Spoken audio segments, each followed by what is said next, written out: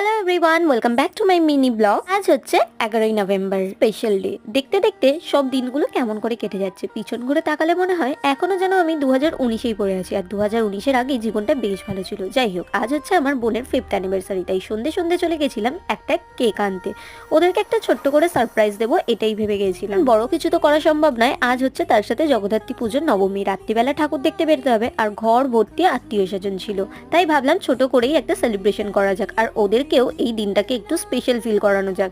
যেহেতু 5th anniversary বলে কথা, এই একটা কেক এনে ওদেরকে দিয়ে কাট করালাম আর ফ্যামিলি সবাই মিলে একটুখানি আনন্দ করলাম। তার সাথে সাথে ওদের দুজনকেও একটুখানি স্পেশাল ফিল করালাম। আমি এটাই বলবো যে এরকম ভাবেই হাসি খুশি থাকুক আমার এই ছোট্ট বোনটা। না জানি ছোটবেলায় কত মারপিট করেছি, আর এখন বোন যেন আমার থেকে বড় হয়ে গেছে। মানে সবাই দেখলে এটাই বলে যে ওই আমার দিদি, আমি ওর দিদি নই। হোক, আমার এই ছোট্ট বোনটা সুখে থাকুক, সুস্থ থাকুক, ভালো থাকুক, এই কামনাই করি।